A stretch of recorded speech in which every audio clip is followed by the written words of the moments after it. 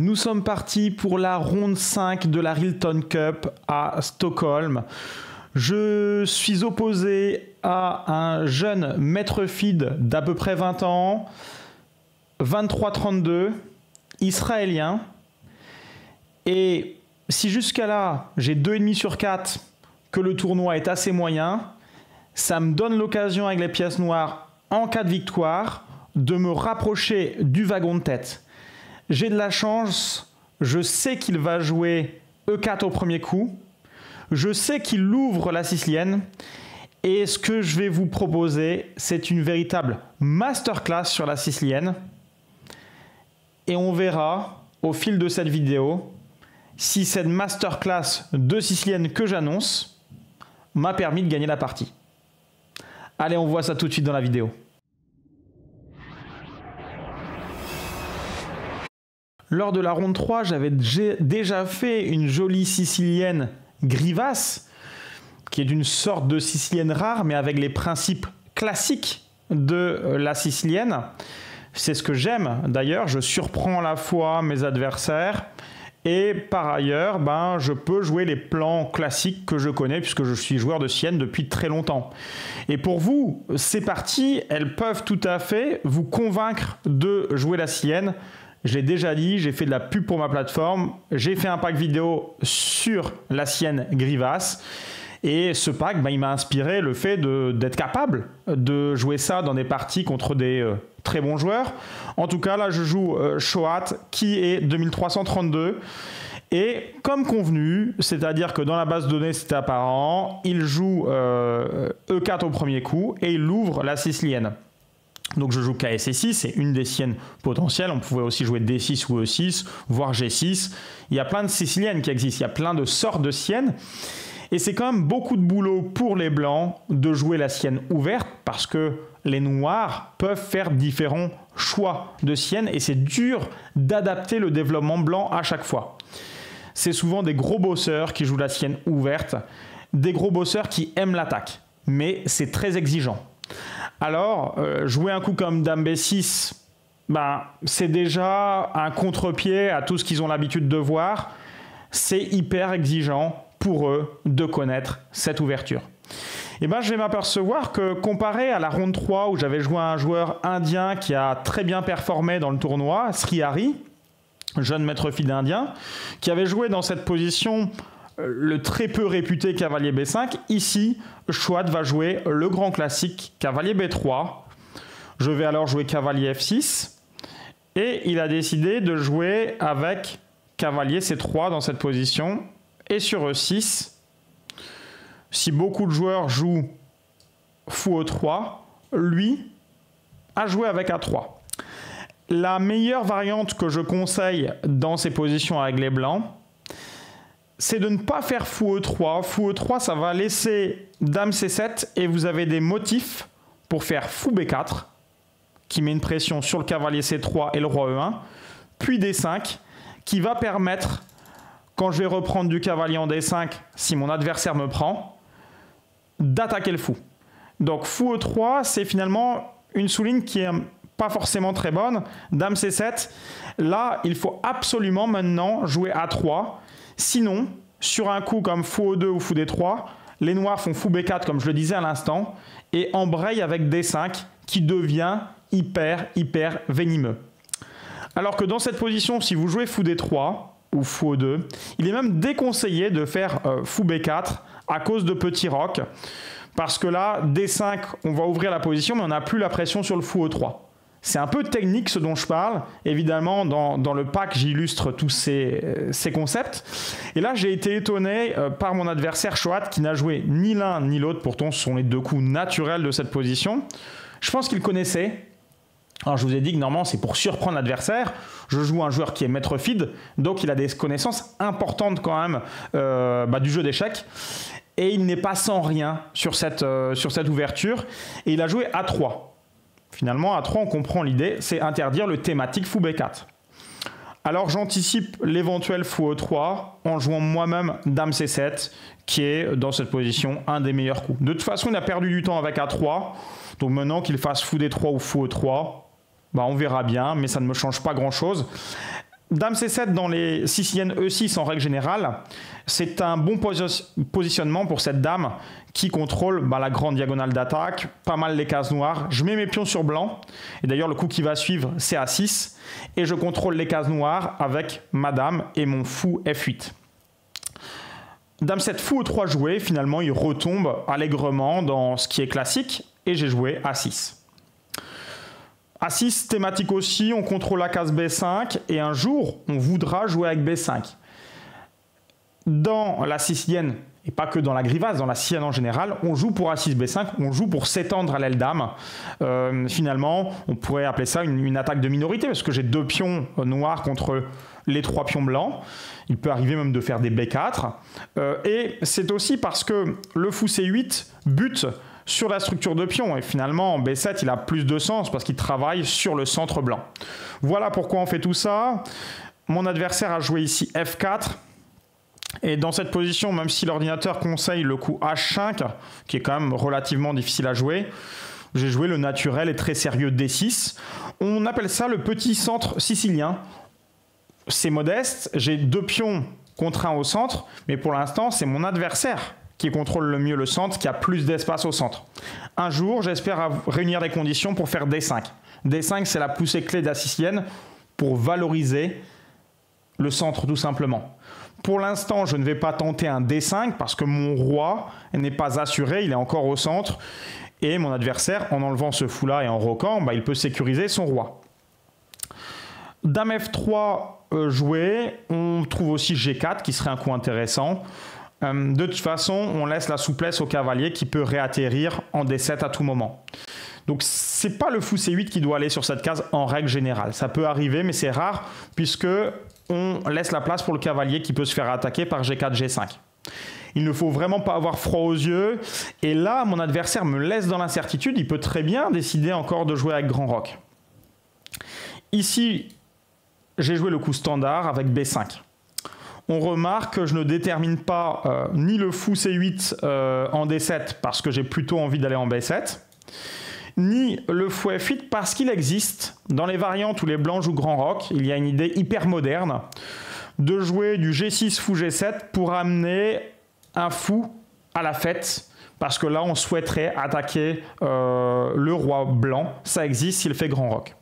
Mon adversaire garde un maximum de souplesse et il a joué fou D3.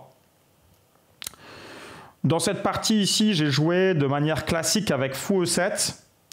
En vérifiant le coup fou E7, c'est un des 3 meilleurs coups de l'ordinateur. Si je devais rejouer exactement cette position, je jouerais plutôt tour B8. Pourquoi? Parce que je ne dis pas du tout comment je vais me développer. Et une fois que le fou est en B7, il y a moins cette idée de tour B8 et B4 qui est vraiment une des idées clés. Donc je me prive peut-être d'une idée parce que je respecte les principes logiques de développement, pièce mineure d'abord. Mais en réalité, tour B8, je trouve que c'est un petit peu au-dessus du naturel fou E7. Alors vous allez me dire, oui, quand tu as joué fou E7, en plus, sur grand roc maintenant, tu n'as plus ce que tu nous expliquais avec G6 fou G7. J'ai fait une croix dessus tout simplement parce que je voulais roquer moi aussi de mon côté. Et d'autre part, je pensais que le grand roc ici était quand même délicat à jouer, puisque le fait qu'il ait joué A3 dans le début d'ouverture, cette concession fait qu'on peut balancer un gros B4 sur un grand roc et casser le grand roc blanc. Il a, entre guillemets, rapproché le point de percée. Petit roc a été joué dans la position, et là, je pense à nouveau que j'aurais dû jouer tour B8. C'est quasiment le meilleur coup que j'ai joué avec fou B7. Mais honnêtement, tour B8, c'est pas mal pour se créer du contre-jeu. On voit que mon adversaire, il a plusieurs idées. Jouer G4, G5. Jouer dame G3 pour taper G7. Jouer dame H3 pour taper H7. Avec les fous qui pointent sur mon roc. C'est la raison pour laquelle j'attends avant de roquer. Mais à un moment, il faudra bien que je prenne la décision. Et j'ai fait un petit peu comme les principes nous le disent, c'est-à-dire qu'assez rapidement, j'ai joué fou B7, je ne voulais pas être trop gourmand en termes de temps. Je peux vous dire qu'une nouvelle fois, j'ai quand même bien pris mon temps dans l'ouverture. Là, mon adversaire il n'avait pas encore démarré sa réflexion, c'est-à-dire qu'il avait tout joué à tempo. J'étais un petit peu déçu parce que je me disais c'est quand même censé être ma révision du matin, donc je devrais mieux connaître que mon adversaire. Mais comme je connais beaucoup de variantes, et lui je pense qu'il joue de manière assez naturelle, il avait peut-être retenu qu'il fallait aligner toutes ses pièces, il y a des moyens mnémotechniques ici pour les blancs de retenir ce type de position. Comme je connais plein d'ordres de coups différents, avec des positionnements différents, de la dame en E2, du grand roc, du petit roc, bref, tout ça m'a fait gamberger sur quel était le meilleur ordre de coups. Et au final, fou B7, j'ai essayé, à chaque fois j'ai fait le choix le plus naturel, mais je préfère tour B8 avec le contre-jeu B4. J'aime beaucoup ces idées-là. Alors, fou B7 joué, c'est pas n'importe quoi, c'est tout à fait cohérent, je termine mon développement, et j'ai attendu que mon adversaire fasse tour à E1 avant de mettre en place le petit roc. Tour à E1, j'estime que ça chauffe pour mon roi en plein milieu, donc je n'ai pas envie de rester au centre, j'estime que c'est trop dangereux. Il y a plein d'idées de cavalier D5 qui pourraient arriver, même à certains moments, qui sont thématiques de la sicilienne. J'ai pas envie de me les farcir, ces idées. J'ai beaucoup réfléchi, c'était l'idée de mon adversaire avec qui j'ai analysé cette partie. Il voulait que je joue B4 ici. Mais je n'étais pas fan de ce coup-là à cause de l'étonnant cavalier A4. Étonnant parce que ça peut me laisser isoler les deux pions blancs, mais en même temps, il y a cette case B6 qui est faible. Et c'est aussi la raison pour laquelle on peut douter de fou B7 que j'ai joué. J'aurais peut-être été mieux avec tour B8 et je n'aurais pas laissé ce contre-jeu. On balance tour B8, B4 et ça donne moins envie au cavalier blanc d'aller en A4 parce que là, il a quelque chose à y gagner. Voilà, et la partie continuerait, c'est encore très compliqué cette position, je peux encore jouer dans celle-ci cavalier D7, il n'y a rien de clair. J'ai aussi pas mal passé de temps, ou perdu de temps plutôt, à regarder cavalier D7, qui était ma foi assez intéressant pour faire rebondir le cavalier. Et sur cavalier D7, j'étais assez effrayé à l'idée que mon adversaire puisse sacrifier. C'est thématique dans la sicilienne, il y en a qui vont halluciner parce que c'est pas forcément le premier coup qu'on regarde en tant que joueur amateur. Mais quand vous êtes rompu à la pratique de sicilienne, je peux vous dire que je n'ai pas joué cavalier D7 à cause de cavalier D5. On tombe un peu de notre chaise avec ce genre de coup, mais c'est vrai que pion prend, ça attaque le cavalier C6 qui est défenseur du fou E7. Du coup, cavalier quelque part, j'ai tout regardé, hein. Ici j'ai fait le tourniquet dans ma tête avec le cavalier, parce qu'il peut aller sur toutes les cases, mais j'avais très peur de la suite avec une sorte de paralysie. Je vais jouer, allez, imaginons cavalier A7, je ne sais pas si c'est le meilleur coup, moi j'étais plutôt sur cavalier A5, je crois, dans la partie. Mais après fou D4, le clouage se réveille et je ne peux quasiment plus bouger. L'ordinateur arrivait à sauver les noirs, mais honnêtement, ça ressemble à une position difficile. Certes, il y a une pièce de moins pour les blancs, mais toutes leurs pièces sont très actives et mon roi est en danger. J'avais hyper peur, j'ai décidé de ne pas aller là-dedans, mais par contre, je perds trop de temps pour jouer finalement petit roc. Petit roc, j'étais un petit peu effrayé à l'idée que mon adversaire joue dame H3 et commence à me balancer un pion avec l'attaque qui est thématique dans la sicilienne en règle générale. Donc là, tour Fe8 me semble logique. Et j'avais regardé en plus ce genre de variante E5 pour ouvrir la position. Pion prend, cavalier prend E5 avec la menace sur D3. Ce qui ne permet pas à l'adversaire de sacrifier pour essayer de faire mat parce que j'aurais toujours le coup intermédiaire cavalier prend D3. J'avais regardé ici des fou F4, mais j'ai simplement fou D6 et ça semblait tenir. Mais j'ai quand même mis du temps, j'avais pas envie de me faire miniaturiser, de vous montrer cette partie sur la grivasse. Vous seriez dit, il nous montre des ouvertures de sicilienne qu'il n'arrive même pas à jouer lui-même. Oui, mais entre montrer une ouverture et la jouer en pratique et voir que l'adversaire commence à vous attaquer, il faut de l'expérience de jeu. Et la grivasse, comme je vous l'avais dit lors de la ronde 3, ça faisait 15 ans que je ne l'avais pas joué. Alors, précisément, la position, je ne peux pas être sûr avec exactitude que ça va passer. Donc, je dois vérifier. Donc, j'ai joué petit roc. Finalement, j'ai décidé qu'il n'y avait pas assez de compensation pour les blancs, même en sacrifiant les pions. Et en fait, il m'a surpris, mon adversaire. J'étais furax parce que je prenais du temps, lui pas beaucoup. Là, il a joué encore dame G3 avec beaucoup d'avance au temps. Et il me met encore la pression, quoi. Il n'arrête pas de me mettre la pression et ce qui se passe, c'est que ces coups sont tout à fait cohérents, mais ce n'est pas le coup principal que j'ai regardé. Alors ici,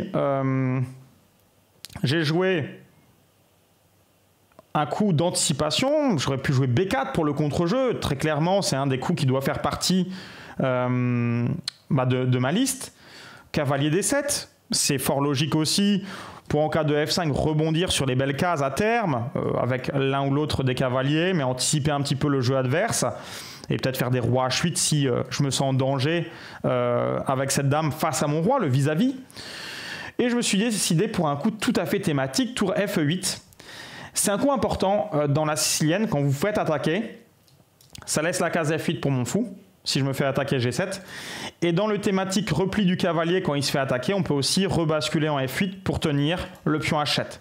Ça nous permet de tenir assez tranquillement ses faiblesses. Et normalement, on dit que dans ces positions-là, on ne se fait pas mater.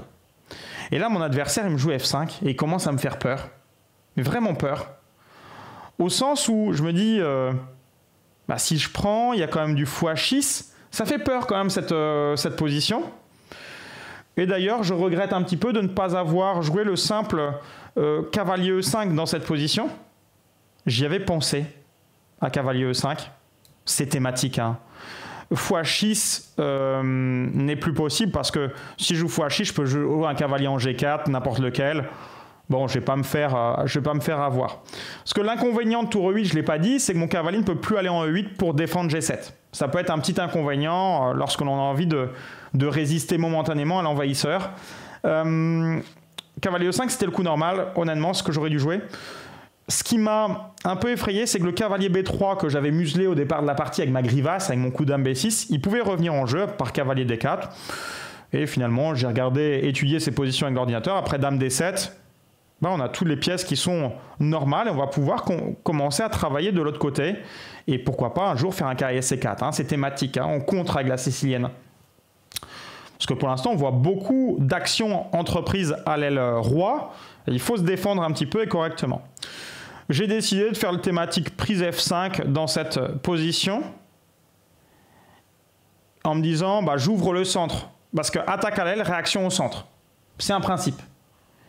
Et là, pendant que mon adversaire était en train de réfléchir, honnêtement, j'avais hyper peur de me prendre une action à base de fou H6 qui me forçait plus ou moins, parce que cavalier H5, c'est un coup candidat quand même dans cette position. Il peut répéter sans doute avec dame H3. Il attaque mon cavalier, j'ai pas envie de dégommer mon roc. Je peux revenir et il peut répéter. Mais j'avais pas envie de faire nul, j'ai envie de jouer. Si je vous montre pareil une grivasse en 16 coups où je fais nul, bon, vous allez me dire, finalement la grivasse c'est solide, mais c'est pas hyper intéressant. Mais j'étais assez effrayé à l'idée de jouer cette variante G6, pion prend F5, il a quand même du monde à la fête, et cavalier E5. Cavalier E5 pour venir défendre G6. Franchement, cette position, elle était ultra chaude. Ouais, c'était franchement hyper chaud. On pouvait même imaginer des sacrifices de tour sur le cavalier pour après essayer de dégommer le roc et sacrifier le fou. Voilà tout ce qui m'effrayait. Je regardais tout ça et je trouvais ça hyper compliqué. Et ça l'était.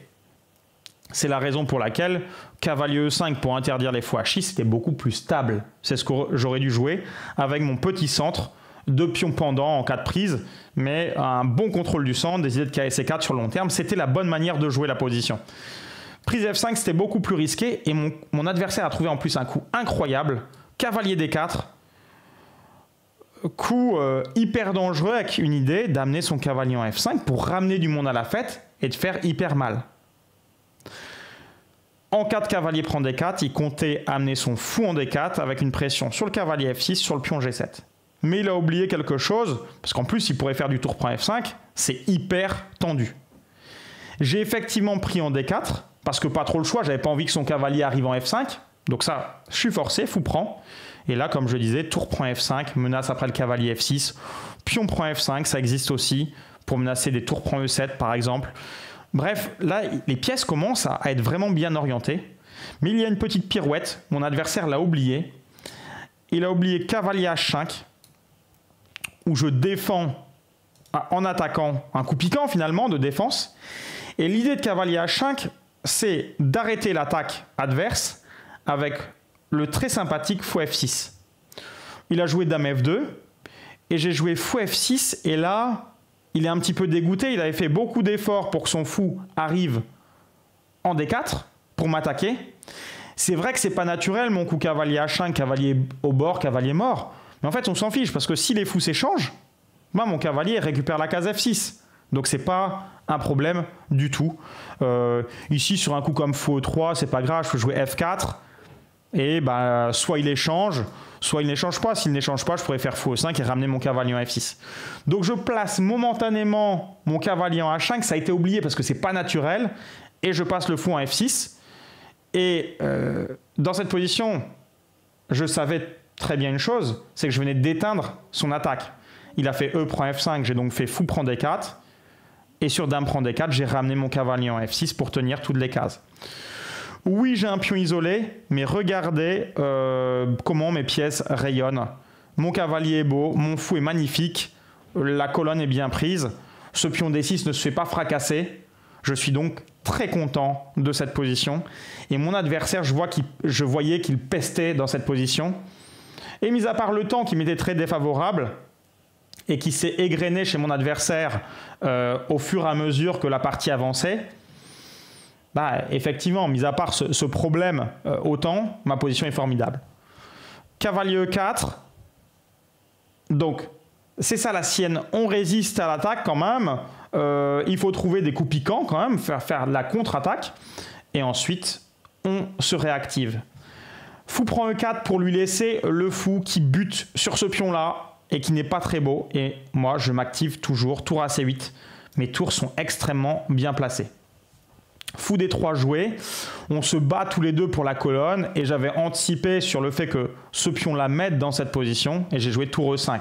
Parce que s'il prend, il rétablit ma structure de pion. Et ça pourrait même être E4 derrière pour venir chasser ce fou-là et gagner éventuellement ce pion C2.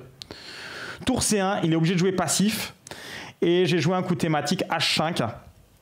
Ça me laisse une petite porte pour mon roi pour plus tard. Ça me donne la case G4. Il n'y aurait plus les motifs de mat du couloir. C'est donc un coup très souple. H3 pour que je n'ai pas la case G4. Et j'ai joué tour D5 pour faire mumuse un petit peu avec sa dame. Dame F4, tour E8 derrière. Il fallait qu'il fasse un petit peu attention, hein. Il pouvait y avoir des petits motifs de partout. Dame F2, je reviens en E5. Pourquoi? Parce que j'ai réussi à prendre la colonne par ce biais-là. Et mon adversaire, il est coincé. Je menace D5, qui le coincerait complètement. Il joue C4 pour contre-attaquer. Et je joue tour C5 pour lui faire mal.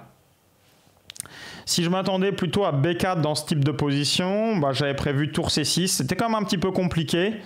Mais c'est vrai que s'il avance C5, je peux lui isoler son pion et lui faire mal à ce pion-là. Donc il a fait B3, mais mon adversaire joue beaucoup trop passif. Et c'est le moment que j'ai choisi pour simplement faire B prend C4. Parce que B prend C4, c'est très moche. Et s'il prend une pièce... Alors pourquoi je dis que c'est très moche B prend C4? Parce que vous avez bien compris qu'il y aurait des pions isolés. S'il prend du pièce au bout du compte, j'ai à nouveau ce D5 et je l'ai joué directement. Comme ça, son fou n'a pas de case stable. Et j'avais prévu que sur fou prend A6, j'avais dame A5. Là, les pièces restantes, le fou est obligé d'aller en D3. C'est comme la case la plus logique. Dame prend A3.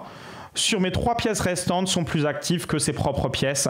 Dame F2, tour F1 et le fou sont respectivement sur la colonne fermée pour les pièces lourdes et la diagonale fermée pour le fou. Là, normalement, j'ai plus qu'à gagner cette partie. Et en plus, il a moins de temps que moi maintenant. Tour B1, la position est très facile. Attention de ne pas laisser filer ce pion-là, c'est quand même un pion à surveiller. Et j'ai joué la dame en bloqueur de ce pion-là. Ce pion-là va pouvoir avancer et je vais travailler pour améliorer toutes mes pièces. Roi H1, il ne sait plus quoi faire, il est coincé, mon adversaire, il n'a plus de temps. Je joue H4, je le fixe un jour, mon cavalier pourra peut-être venir ici. Dame F3, et là je me dis, il est au bord du gouffre, il a cédé, et je joue l'excellent Dame D4 pour faire tour E3, et je vais bientôt gagner cette partie. Sauf que là, dans ce Zeinot, mon adversaire pour la première fois va me surprendre avec un très joli coup, Dame D1, que je n'avais pas anticipé réellement. Voilà toute l'histoire. Je ne l'avais pas anticipé en même temps. C'est pas non plus un coup incroyable. Mais c'est vrai que sur tour E3, je me suis dit, parce que c'était l'intention d'améliorer les pièces, et je rentre dans sa position, je vais gagner quand même cette position, il ne faut pas exagérer. Sur tour E3, je vois un petit peu son histoire. Il va faire fou C2, et ça ne passe pas vraiment. Alors j'hésite, est-ce que je joue ce coup-là ou non? Bon, finalement, après, je peux continuer le pressing avec Dame F4, quoi. Non, mais honnêtement, tour E3, c'est un excellent coup. Je me déjuge un petit peu, je joue Dame B4 pour conserver le pressing, et c'est pas grave. Si on passe le 40e coup, on est actuellement au 38e coup. Si on passe le 40e coup, de toute façon, j'ai gagné cette position parce que vraiment, elle est écrasante. Le fou est bloqué, les pièces sont moches, le roi blanc est en insécurité. Tous les critères de stratégie sont au vert pour moi. Je vais gagner, c'est sûr. Et donc, dans cette position, j'ai pas envie de répéter, évidemment. Je réfléchis, j'ai 8 minutes. Il a 1 minute. Et j'ai réfléchi jusqu'à avoir 5 secondes à ma pendule. Ce qui est très maladroit.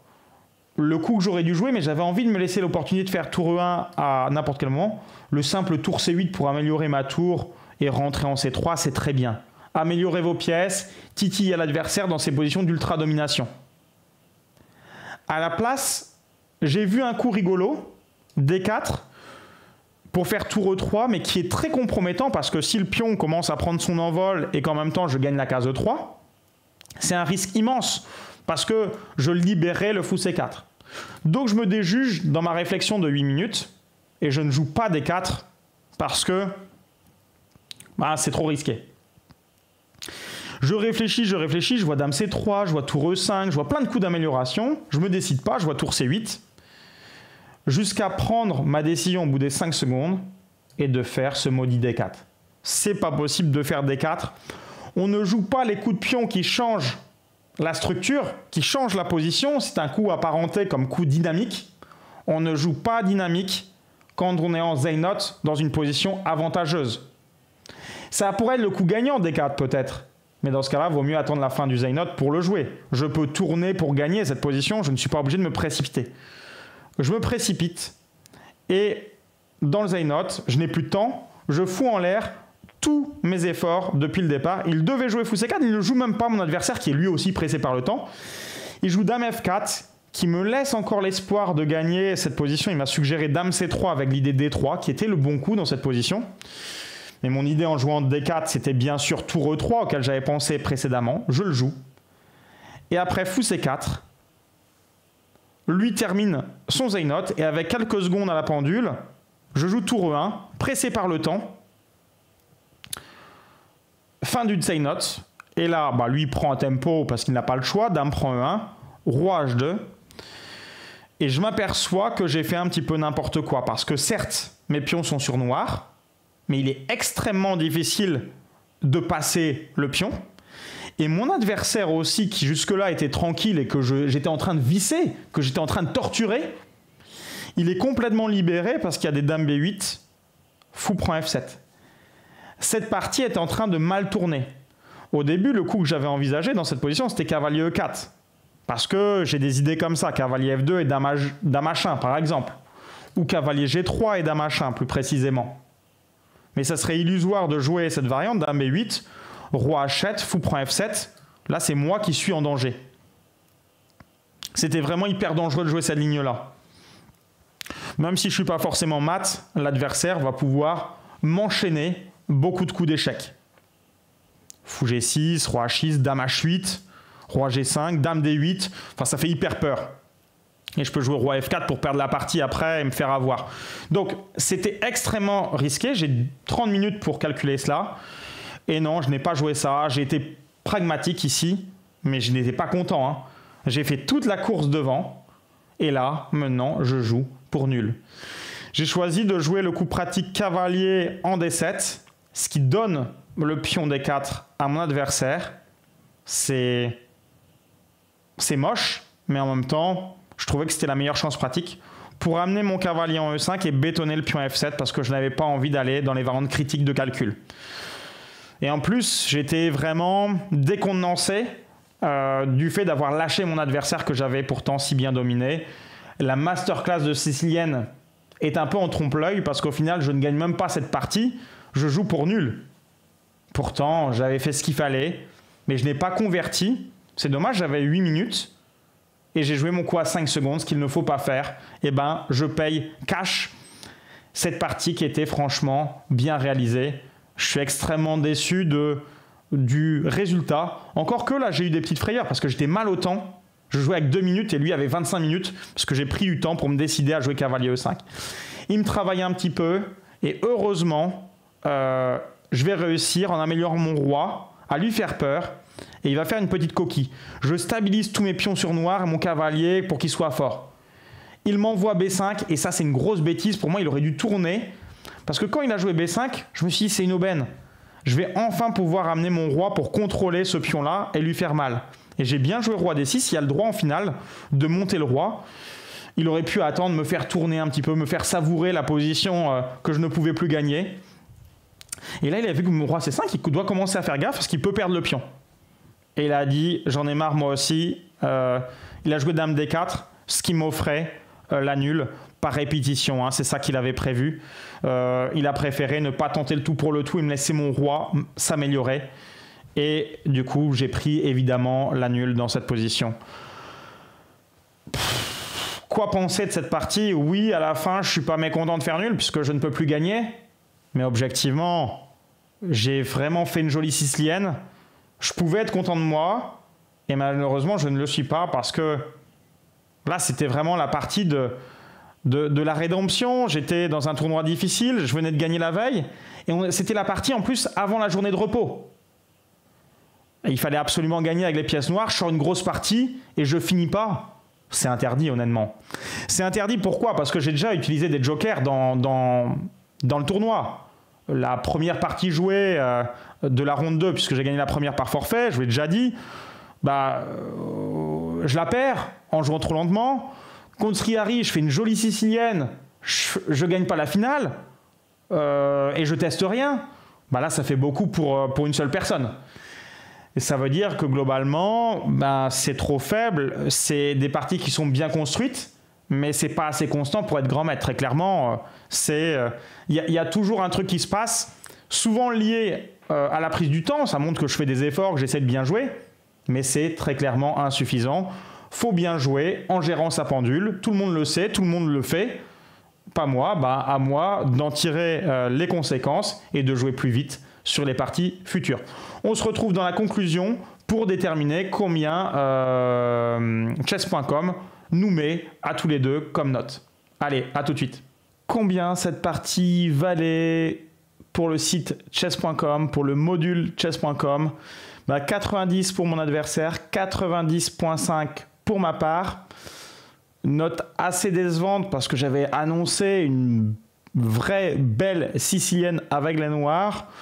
Compte tenu de la fin où je ne convertis pas un énorme avantage, ma note c'est quand même bien cassé la tronche. C'est clair que si j'avais réussi à convertir, j'aurais eu plus de 95, mais je n'ai pas réussi. Donc j'ai 90, mon adversaire aussi.